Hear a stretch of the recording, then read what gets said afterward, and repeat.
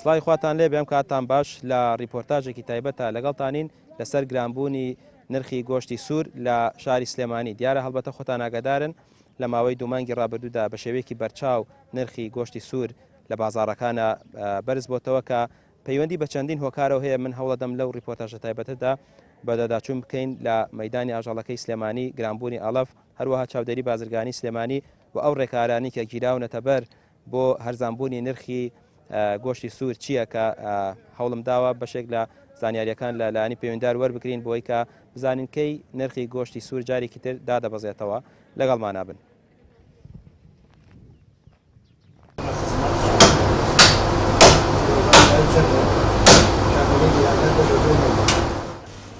گۆشتی سوور لە بازاڕەکانی هەرێمی کوردستان بەراورد بە 6 مانگی ڕابردوو بە ڕێژەی 150 نرخەکەی بەرز بۆتەوە. هەرێمی کوردستان ساڵانە پێویستی بە 86,000 تەن گۆشتی سوور هەیە. ڕۆژانە زیاتر لە 2500 سەر ئاژەڵی ورد و 300 سەر ئاژەڵی گەورە واتە ڕەشە وڵاغ سەر دەبڕکرێن. بەراورد بە مریشک و ماسی خواز لەسەر گۆشتی سوور زیاترە. ئێستا بەهۆی گرانی نرخی گۆشتی سوور خواز لەسەری کەمتر بۆتەوە. لە بازاڕەکاندا ئێستا هەر کیلۆیەک گۆشتی سوور 20,000 دینارە، لە کاتێکدا پێش ساڵێک 15 بۆ 17,000 دینار بوو. لەم بەدواداچوونەدا هەوڵ دەدەین هۆکارەکانی گرانبوونی نرخی گۆشتی سوور و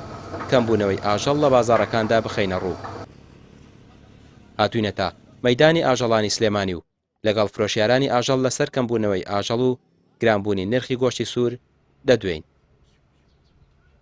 کاکە ئەمی ژۆگ و دۆلارەکەی لێ هاتووە مانگی نۆ بوو، ئەمان کڕی بە 5.5 بەرەق، کێشەی نەبوو، جەڵەبمانەکڕی سابت و سیعری. لەکوێتان کڕین؟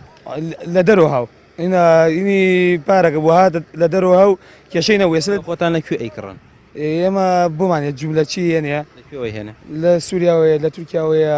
سە سووریا نێرە بۆ دووبەی ناینێرە بۆ ئێرە قانجازەکەی لە دووبەی زیاترە هەتا کوردستان بۆ ناینێرە لەبەرەوەی ئینەوەی ناگرێ حکوومەتی ئێرە وەچی وەیشی ناگرێ دەبەی سەرفەتی نییە گۆشت بەرسە بێتەوە لە چوار لاوە نەیە بۆمان گۆشت هەتا بڵێ گرانە بە 12,000 13,000 بوو گۆشتی حیوان سە بۆ 20,000 بۆچی لەبەرەوەی حیوان نایەت لە هیچ شوێنێکۆ حیوان ناخۆیش کەمە و گرانیشە نایفرۆشە کابرا. باشە ناخۆیەکە بۆ چی کەمە یانی هۆکاری چیە ئەو ناخۆیەکەم؟ مەسەف گرانە کە جۆیە تەنیا جۆ دەکری بە 200,000 پارەکە ئێستا کڕی بە 700,000. ئەڵەف هەرزانتر بۆتەوە بەراورد لەگەڵ ساڵی ڕابردوو هەرزانتر بووە ئینا وەڵا گران بوو هەر گرانە ئەی جووتێک دەکری بە 1500 بە 7.5. باشە ئەڵەفەی ئەو ببورن ئاژەڵی کە ئێستا هەیە جگە لە سووریا لەکوێی ترەوە دێت کە ئێستا نایە؟ جۆرجیا ئەرمەنیا ئەهات ئێستا ویش نایە ئێستا نایە ئینە زۆر کەم ئینایەت لەبەرە حیوان گرانە. ئێستا ئێوە زینە قەپان بەنمونە ئەمڕۆ ئەگەر نرخەکانە لابێ بەچەند ئەیەمە زینە قەپان؟ زینە قەپان بەرق 8,000 و مەڕ بە 6,000 و مەڕ بە 3.5 بوو من دێنەوە بێژ مەڕ بە 3.5 بوو 6,000 3,000 فەقی کرد 3,000 زۆرە بۆ حیوانێ کەس نازانێت بەیانی چی لێە دوو بەیان چی لێە. بازار ئێوە کەم بۆتەوە کەس بووە لە دوای ئەو گرانی زۆر این ناو بازار و ئێرەش زۆر کەم بۆتەوە ئەگاکە ئاو حیوانێکی کڕی بە 150,000 ئێستا بۆتە 300,000 بۆچیە بیکڕێ نایخوا پێویست ناکات بیکڕێ پارە نەماوە معاش نییە و کەس حیوان گۆشت ناخوا گۆشتی حیوان ناخوێ لەبەری حیوان زۆر گران بووە پارەکە حیوانێک تقریب بە 200,000 کوامی جوان کڕی بە 200 ئێستا بە 400,000 نەبێگەرە ناخۆ پێ بگە کەمێ فەرقەکە ئەگەر لە دەوروبەرەوە نەیە کەمێ فەرقەکە بەدە دەوروبەرەوە بێت زۆر فەرقە ئێستا ئەمە باشتەزار ئەگەر بێت ناخۆیەکە و پڕی بێتە 7,000 بەس لە دەوروبەرەوە بێ لە دووبەی بێ ئینە بڵم لە سووریا بێ لە جۆرجیا بێ لە ئەرمانیا بێ ئەمانە بێت کێشەی نییە یێتەوە سەر 5.5 و 5,000 لەبەری حیوان زۆر بێ حیوان هەشکێ ناوخۆ ئەوەیە ناوخۆ کەمەوە بووە خۆمان کاکە کشتێتم شار بووە بە معاش خۆر و ڕاتب خۆر و بۆتە بندیار و هاتەم شارەوە کشتی کاکەگەر خەڵک خاندایی ناکەێت دێت شتەکە نەماوە کەمە بەش خۆمان ناکای حیوانی لادیەکان کەمە لە ئێران و سووریاوەتە لە ئێران شەوە تا نایە کەم تێ نایڵ بێ خۆی لێ نایڵ بێت بەخوا لە ناوماڕەکان لە ئێران ناوماڵەکان کابرا گەڕێ ناڵێ حیوان دەرچی بۆ ئێران ناڵە بۆیە وەکاری وەی کردن خۆمان پێشتر ئێستا نایە وەڵڵاهی بێشتر هاوتۆ بە قاچاقیسە بە قاچاقی زۆر تنی کردو نایڵ بێت ئەوەیە ئیسا ناوخۆی خۆشمان کەمانیە بەش ناکە خەڵکشی لە 2023 و 2005 و 6 هاتە ناو شارۆکشتی بوو ناڵم بوو بەڕات و قڕ و شورتە و پۆلیس و ئامانە کاکەجار ئەو بۆی باشتاکە گرام و نییە ئەمجا کاکە خەڵکی لادێ هیچ ناکرێ هەوکاری ناکرێ چی بکرێ ئەبێ وایە گرانن چۆ بە 600 هیچ یارمەتی نادن بۆی ناکرێت کابرا لادێ شوانی کابرا شوانی ناکەمانی بە نیکە بەرەمە هیچی دەست ناکەوێت جار وایە ڕسقەتێ سەرکەم جار وایە زیاکە ئاوایە بەرز و نزمیەکە بازار ناو خۆشمان هەمان بێ پارە ناکە لە بۆی کە ئەشکێت لە حەوانم لەولاوەتێت ئەوەی خەڵ نیکە باشە سووریەکە ئاها ئێستا شەر پێما بێت بۆ ینی ڕێژەکەی کەمە کە ئەویچێت یا کاکەوش کەم تێت و گومری لەسەرەوتر گرانە بە کوڕە سووریەکە زۆر گرانە بەنەوە و ناوەیە ئەرەوەڵا ئێستا نێوی خۆمان بەچەنە ناخۆی کیلۆی زیینە قەپان خاڵۆ جان ئەیسا ئەو مەڕە عەربی خۆمانە منتەقەی کەرکووک و ناوەیە بە 650 بە 550 بە 800 دینارە بە نیو دینارە بە 600 دینارە لە دۆرایە کاکەی هەر ئەوە ناخۆی بەچەنە هیندای خۆمان ئیمڕۆ باس ئیمڕۆ بۆکەم 5 و 500 گۆشتدار زیینە قەپان 500 دینارەکە بەجملە ئەرەوەڵا بەجملە چیتان بۆ بکرێ ئێوە ئاژەڵدارن ئاژەڵدار چی بۆ گرێ خەڵکان لە 2006 ناو کشاتە ناو شارە مەڕێی خۆی فرۆشت گرانی و بێبارانی و ئیتە خەڵکەکە تاعین و ئیش محەمەدایی لادێ تۆزە ڕزارەتە ئەموو کە من ئیشێکی ئاسانترم دەستکەوە ناکەم تێکی ئاوایە شوێنەکەشی کەم بۆ تۆ بۆ ئێوە ئیتر خێرەکەشی کوڕە خێر لێرا کاگەورە گران خەڵای حەمسانە وڵا ئەی کاکە مەڕێ 400 گرێتەوە هەر ئەو مەڕە 400 گرێتەوە پێشتر ساڵی ڕابردووانە چەند بە چەندت کڕی هەرە ماوین نەک ساڵی ڕابردووە ماوینە منم دا 400 ڕوبێک و 400 ڕوبێکەکەم وەرنەوە کامێ دەبی جوان بۆمدا بە 4 ڕوبێک مەڕەکە بە 4 ڕوبێکەم هەر دووسێ مانگ لەمە پێش ئەم هاوینە بە قوربانم ئەوە شتەکە ئاوایە شتەکە گران بۆ خۆمان ئازان چۆن شتەی خۆمان زۆرە بێ لەو لاولاواتیە پارە ناکە کە ناوی خەڵ لە فەلاعەت نیکە هیچ نەیسە هەموو شتێک نیکە هەموو شتێکەمەوە جووە گەرم کوڕە کشتێک نیکە لە پاڵ کەمبوونەوەی ئاژەڵی ناوخۆیی نرخی علەفیش بە ڕێژەیەکی بەرچاو بەرز بووەتەوە بەشێک لە ئاژەڵدارەکان ساڵی ڕابردوو لە ترسی وشکە ساڵی و گرانبوونی نرخی علەف زۆربەی ئاژەڵەکانیان فرۆشت ئەوەیە بەشێکی گرانبوونی نرخی گۆشتی سوور لە ئێستادا ساڵی ڕابردوو یەک تەن علەف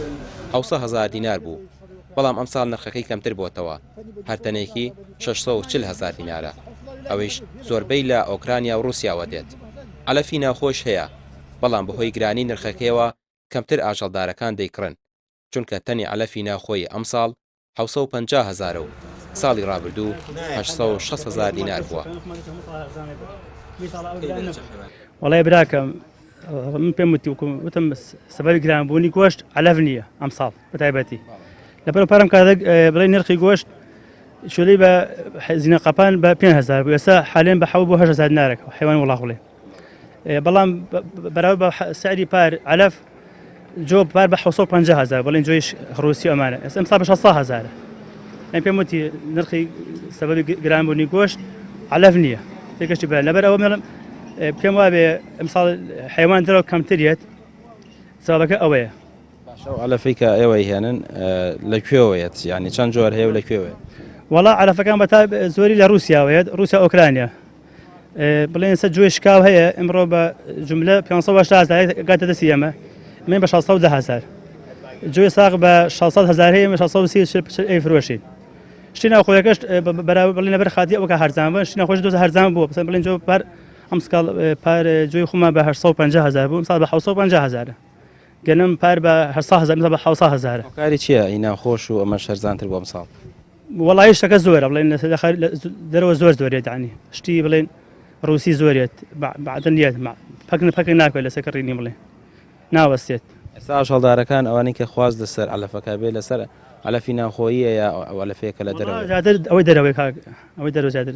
چوم هەرزانترە دەرەوە بن زۆر هەرزانتر ئەوەی دەرەوە بۆچی هەرزانترە خۆ لە دەرەوە یە گومرگووانەشی لەسەر نییە ینی کەیت بۆچی ئەوە ئیخۆ ناخۆ گرانترە لەمە وڵی خۆی ڕاستەوێشتی خۆمان باشترە فەرقی زۆرتە ئێستا بڵێن هەر ئەو ساڵ حەسکرا بوو بڵێن جۆی ئۆکرانیەکە جۆی خۆمانە ساڵی پرۆتینی فەرقانی ئەوە ڕێژان کە تایەتی یعنی کە چولۆ جۆی خۆمان بێ بۆ حیوان بەڕای من لە دوو لە جۆی خارجی باشترە بڵێن لە فەسەکە دەرچووە شتی خۆمان زیاتر باشترە خۆ خوشتی خۆماڵی هەموو ڕێکۆ باشترە بڵێن ئەم قووەتی باشە هەم زووی پێ ئەگەیەنێ هەم زاری دێنا حیوانەکە بەڵام شتی خارجی بحكم ئەوەی کە بڵێ موادی حافزەی تێیە ئەوە بەحقەت خراپتریشە خۆتی کەمترە ئەوەیە سەبەبەکە. ئێوە لە دەستی چەندێکردن ئەو ئاڵەفەی وەڵامە دەستی دووە حەو براکەم بازرگانەکانی باڵێ دەستی دووی کڕێنێمە. باشە ئەوەی کە ئێوە ئێستا فرۆشن ئاژەڵدارەکان لێتان نەکڕن ئەو ئەلەفەیە کە باست کرەمەی دەرەوەی وانە ئەمەی ناخۆ ئەمێنێتەوە وەڵام ناخۆ کەم تەسەرفێ بچون بە حکومە گرانترە زیاتر ئەوەی کە دەرەوەیە زووتر فرۆشێ وەڵا ڕۆژانە. نرخی گۆشتی سوور لە ئێستادا بە شێوەیەکی بەرچاو بەرز بووتەوە لە بازاڕەکاندا هەر کیلۆیە گۆشتی بەرخ 20,000 دینارە. پێش ساڵێک ئەو نرخە 12,000 دینار بوو. بەشێک لە گۆشتفرۆشەکان دەڵێن زیندەقەپان گران بووە. پێشتر زیندەقەپانی بەرخ 4,000 دینار بوو. ئێستا 8,000 دینارە. ئەوان ناچارن نرخەکەی گران بکەن. گرانبوونی نرخی گۆشت بازاڕی ئەوانیشی لاواز کردووە و کەمتر خواستی لەسەر ماوە. ئێستا چاودێری بازرگانی ئەڵێ بە 20,000 نرخ بفرۆشن ئێوە ئەیدەن بۆ 19,000 لانێ شوێنە یا بە 8,000 یاوە ئێوە بۆچی یانی مەسەلەن کەمتر لەو نرخێکە دیاری کراوەی فرۆش جۆری گۆشتەکە سە من گۆشتی کاوەڕم لایەوە بە 20,000 و گۆشتی جۆرەکەمان لای جۆرەکەی ناسکەر بەوە نێ بە 20,000 کابرا هی مەڕی هەیە هی بزنی هەیە ئەمانە بە کەمترە هەر لە مەیانیش سعری لە زیینەقەپانە ئەو جیاوازە کیلۆی گۆشتی کیلۆی مەڕ لەوێ بە 6,600 مەڕی باش کیلۆی کاوەڕ بە 8,500 ئیستەکاک ئەوەیە مەسەلەک. گۆشتەکانی تر بەچەنە ینی بە زیینەقەپە وەکو مانگە هەرزانترە نۆبەن کیلۆی بە 7 ڕوبعەکەمە ئەوەی کە گۆشتی باش بێ و ببێ بەوە نیە ئەنجایسە من بۆ نمونە قەساب هەیە من لسە 2 مەڕم بۆ نافرۆشتی لێرە من مشتریم هەمی گۆشتی کاوڕێەوە چەند وەختە لەوە لێرا بم هەتا ئیسە مەڕم سەر نەبڕێەوە مانگام سەر نەبڕێەوە بۆم نافرۆشتێ هەیە ئیشی هەرەوەیە مانگا و مەڕۆمانە سەر بڕێەوە هەر خۆی مشتێکەکەشی فێرە زۆری خوازە سەر کام گۆشتانێ خوازە سەر گۆشتی کاوڕ و بەرخ و جۆرەکە ئەمانێ ناسک بێ چکم لەمە ولا خەڵک زیاتر هەر بۆ برژان نێر بێ ناسک بێ لە چ حاڵەتەکەیەوە گۆشت هەرزانەکەنەوە ینی ئەگەر حیوان ببێ بێت و هەرزان ببێ مەسەرەن هی خۆشمان پێ نەگەیەوە هی خۆشمان ئەگەر کەمەکێکیش هەبێ ئەوەش پێ نەگەی وێستە لەبەرەوەی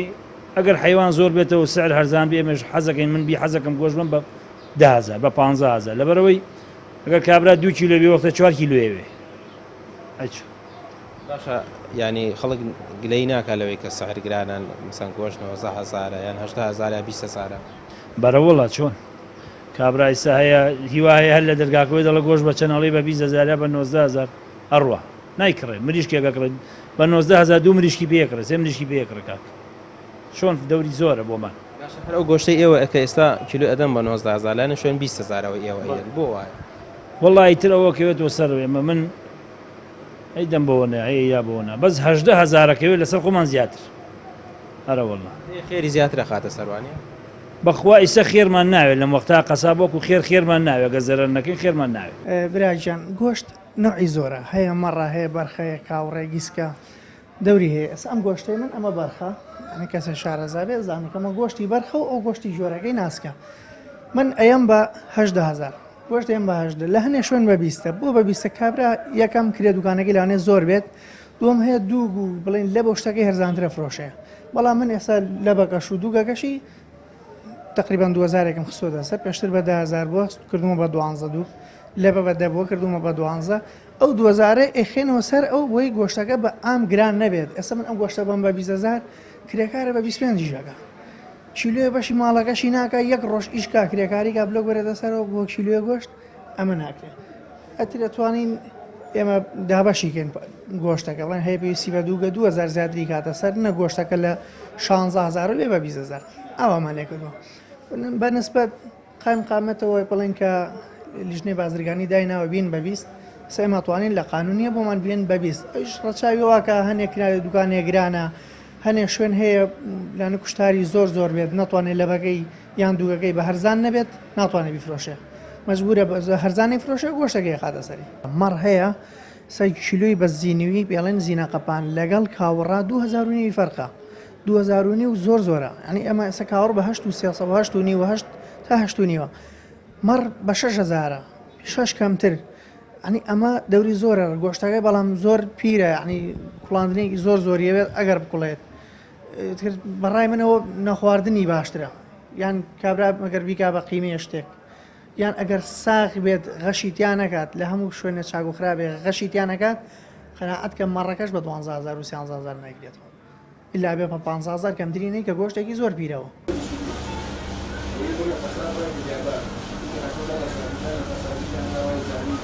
بەپێی توێژینەوەیەک پارێزگای سلێمانی بە قەزا و نەحیەکانیەوە کە ژمارەی دانیشتوانەکەی زیاتر لە 1,300,000 کەسە ڕێژەی بەکارهێنانی گۆشتی سوور تایدا زیاترە لە وڵاتێکی وەکو هۆڵندا کە ژمارەی دانیشتوانەکەی 7,053,000 کەسە. چاودێری بازرگانی سلێمانی دەڵێت گرانبوونی نرخی گۆشتی سپی لە ئەستۆی ئەواندا نییە بە ڕێژەیەکی بەرچاو ئاژەڵ کەم بۆتەوە. گومرگیش لەسەر هێنانی ئاژەڵ لە دەرەوە دانراوەتەوە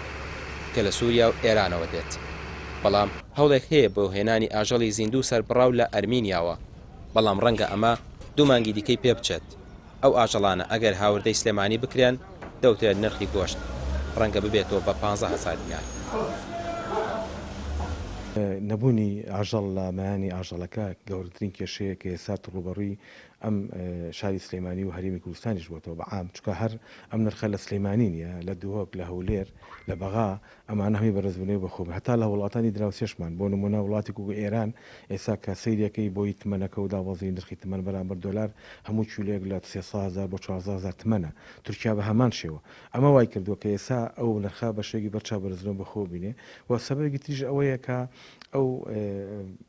علەف شتەی کە هەیە بۆ ئەمە ئاژەڵانە بۆ ئەمان بۆی خاوەنددارێتەکان کاکەن ئەمانش هەمی بەرزبوونی بەخۆ بینیوە و جێگەکۆری نرخی دۆلاریش بە هەمان شێوە بۆ نمونە و علەفی کاگڕێ ئەگەر وەکو بانقی مرکزی کە ئێستا ئاماژەی داوە بە 132,000 دەست ئەم بازرگانانە کە کۆمپانیەکانیان تەجیکرابێ ئەمە بە دڵنیاییەوە نرخەکە داوازێنێتەوە بۆ ماوەی چەند مانگی تر و دوایەوە ئەو گومرگی کە هەیە ئێمە هەر لە دوێنەوە داوامان کردو لە وەزارەتی لە وەزارەتی کشتتوکاڵ و لە وەزارەتی دارایی ئەو گومرگا بۆ ماوەی کاتی لا ببرێت لەسەر ئەم ئاژەڵانی کێت لە دەروی هەرێم بۆی هیچ نەبێ بۆ نمونە ئەگەر هەموو سەرێش لابرا بوو گومرگەکە ئێستا خراوەتە سەر مرگ لابرا بوو بڵێ ئەوە زۆر باش بوو چۆن لە ئەو چواردە مادە خۆراکیە لە 15 و 15 لە سەری لابرا هەمووی لە خۆیان لە جگەی خۆیان ماوە نرخان جێگیر بوون ئێساش بە هەمان شێوە ئەگەر ئەمە بکرێت بە دڵنیاییەوە ئەم نرخەجارە لێرە ئەوەستێ و دوای ئەوە لە مانگی 3 و 4وانەیە زاوزێوانی کە تاوا بێت و حیوان پێگات بە دڵنیایە لەو کاتەشۆ دابازین بەخۆیەوە بینێ و ئێمە چەند هەوڵێکی تریشماناوە لەگەڵ بازرگانەکانە بۆ ئەوەی بتوانین ئەو ئاژەڵانەی کە لە دەروی هەرێمە بۆ نمونە لە وڵاتانی ترە وەکو ئەرمینیا جۆرجیا ئەمانە کە نرخەکەی زۆر باشە لێەوە بە گونجێ لەگەڵ وڵاتی ئێمەیە ئەوانە ئاسانکاری زۆریان بۆکەین و بەڵێنیشمان پیاون بۆ ئەوەی بەهێنانی ئەو ئاژەڵانە بۆ ناو هەرێمی کوردستان و شاری سلێمانی. باشەکە نرخەکەی گران بووە جارێکتر نرخی گۆشت گران بۆ گۆشتی سوور بۆ ئەو باجی خرایەوە سەر ینی پێشە لابرا و جارێکی تر بوو خرایەوە سەری لە کاتێکا دەبیندرەوە ڕۆژ لە دوای ڕۆژ نرخی گۆشتی سوور بەرزە بێتەوە. خۆی ئەو گۆشتی نرخی گۆشتی سوورەکە بە 7,000 دینار بوو گۆشتی بەرق ماوەی چەند ساڵە لە حەڤەیە جەگیر بوو بەس کە ئەم نرخی دۆلارە گۆڕانکاری بەسەراهات دوای ئەوە ئەو گومرگەش کە کراوەتەوە سەری و کەمی ئاژەڵەکە ینی سەبەبی ڕئیسی بەرزبوونەوەکە کەمی ئاژەڵە ینی ئەگەر ئاژەڵی زۆر هەبوایە لە مانی ئاژەڵەکە ئەم کێشەیە دروست نابوو ینی ئێمە ئەو گۆشتفرۆشانە دوێنێ و پێرە هاتوونەتە لامان ئەڵێ موجود نییە ینی هەتا ئێمە هەتا بازگەکانیشمان ئاگادار کردوێتەوە بە هیچ شێوە نێڕن ئاژەڵ لە ساری سلێمانی بڕۆ بۆ خواری عێراق و شوێنەکانی تر چکە ئێمە پێداویستی خۆمان پڕ ناکەینەوە چجە لەوەی بکە برێت دەروی هەرێم لەبەرەوە ئێستا ئەو جراتانە کراوە هیوادارین لە چەند مانگ و چەند هەفتەی داهاتوو تا نرخەکە داوازین بەخۆ بینێتەوە.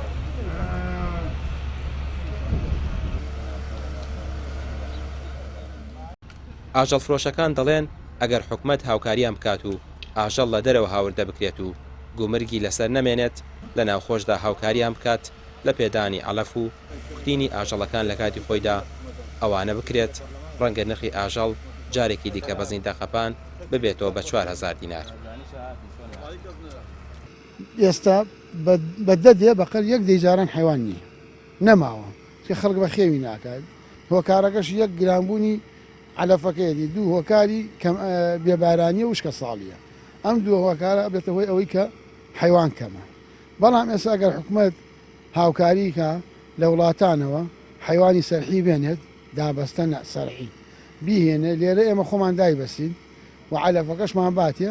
ئەو کاتە بەخۆی تەدریجیان گۆشت دابەزێتێتەوە سەر سەرەکەی جارانی بەشان ینی ببێتەوە بەس یێتەوە سەر 13 و 14 دەکە یێتەوە سەر 12 ئێستا گۆشت بە 20,000 هی بەرەخ باوەڕکە ینی بە 20ەکەش نایگرێتەوە کەیف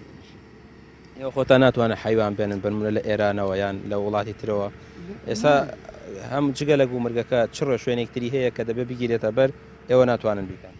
یعنی ئێستا لە ئێرانەوە جارانە هاو بەڵام ئێستا لەوێش گران بووە ڕۆژ بەڕۆژ ئەو گرانیەکە ئەمجا دووەم ئەم حیوانەی کە جاران لە هەولێرەوە ئاهاو بۆ ئێرە ئێستا ئەمان سەری $10 گومرگ لێ ئەسەنێ معقول لە بینی دوو شارە گومرگ هەبێ ئەسا حیوان لە هەولێرەوە با لێرە $10 لێ ئەسەن گومرگەکەی بینی هەولێر و سلێمانی $10 هەولێر و سلێمانیەڵە کێ لێتە سەنە حکومەتە چی کوێ لێتانە سەنن بزەبە بە دیاریکراوی هەر لەو سێتەرەی بینی یەکێتی و پارتیە لێ وەرەگرێ یعنی جارێک گومرگ کراوە کە هێنن جاری تریش گومرگە کرێنەوە ئێستا بەرەمە لە سوور ئەەکەمەوەی سووریایە ئەوە لە سووریا گومرگە یەتە ناو خاکی هەرێمی کوردستانەوە یەتە هەولێر لە هەولێر شەوە تامان بە زۆری ئەڕوا بۆ بەغایسە بۆ ئێرە دەست نایە بۆیە ئەوەشی کە هاو بە سلێمانی $10 گومرگەکەی ئەوە زۆرەکە لەسەر زۆر باشە ئێستا هەندێک لە قەسابەکان بنمونە لە دوکانی گۆشتفرۆشەکان ئێستا گۆشت بە 20,000 بەڵام هەیە ئەیە بە 14,000 و 15,000 چۆن بۆ ئەوانە دەریهێنێت چۆن بۆ ئەوانەی تر کە ئەیکڕن بە هەمان شێوە مەسەن بەرخە ئەیەنەوە بە 20,000 ئەو جیاوازیە بۆچی ئەوە جیاوازەکە لەوایە گۆشتی بەرخ گرانترە چولەیە بەرغ لێرە بە 8 ڕبعەکە هەر گۆشتی بەرخی ئەوان ئەیەن بنونە بە 14 و 15 ئەوانەیە مەڕەکە چولەی بە 6,000 يعني فەرقەکەی 2,000 ناری فەرقە چیلۆی بەرغ لەگەڵ مەڕە گۆشتی مەڕەکە بە 14 و 15 ئیگرێتەوە بەس بەرخەکە بەخوا بە 20,000 ئەگەر بیگرێتەوە ئاسانکاریەکانی حکوومەت کە بۆ ئێوە بیکات جگەلەوەی کە باست کرد ئەو ئاژەڵە لە ئەرمینیا و لە وڵاتیەوە بێت چییە کە بۆ تام بکرێت بۆی نرخی گۆشتارێکتر دابەزێتەوە وەڵا هاوکاری حکوومەت چییە ئەوەی کە تۆزە گومرگەکان کەم کاتەوە نەیە لە دووەم ئەو ئیزرێکە لە قەسابخانە لە قەسابیانە تۆزە کەمی کاتەوانە ئەمانە بێتەوە کاریەوەی تۆزە گۆشت دابەست واگەر یارمەتی فەلاحش بدات جۆ تەوزیەکە بوو ساڵان زووکە هەبوو ئێستا نییە ئەوەش هەر تەسیرێوی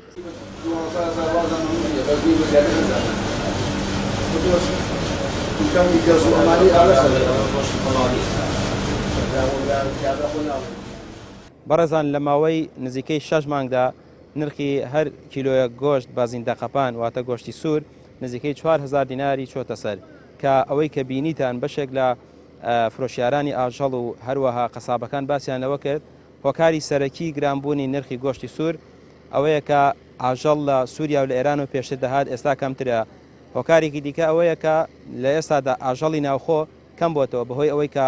زۆرێک لە ئاژەڵدارەکان ساڵی ڕابردوو بەهۆی وشکە ساڵیەوە ئاژەڵەکانیان فرۆشت وای کرد کە ئەم ساڵ ئاژەڵی ناوخۆیش کەم بێتەوە لە پاڵ نەهاتنی ئاژەڵ لە سووریا و ئێرانەوە کە نرخەکەی بە شێوەیەکی بەرچاو بەرز بۆتەوە ئێستا دەوترێت بۆ دابەزینی نرخی گۆشتی سوور دەبێت حکوومەت هاوکاری بڵێن ئاژەڵ فرۆشەکان بێت بۆی کە هاوکاریان بکات لە پێدانی عەلەف هەروەها کوتانی ئاژەڵەکانیان ساڵانە کە ئەمە ئەگەر بەبێ بەرامبەریش نەبێت بە نرخێکی کەمتر پێیان بترێت بۆی بتوانن ینی ئەوانەی کە کاری ئاژەڵداریانە کرد ئاژەڵی زیاتریان هەبێەوە ئاژەڵی زیاتر بخەنە بازاڕە ناوخۆ ئاژەڵ فرۆشەکان دەڵێن ئەگەر حکوومەت هاوکار نەبێت نرخی گۆشتی سوور لەوەی کە هەیە ئێستا زیاتر بەرز دەبێتەوە تا ڕیپۆرتاژێکی تر و بەدەداچوونێکی تر بەخواتان ئەسپێرم خواتان لەگەڵ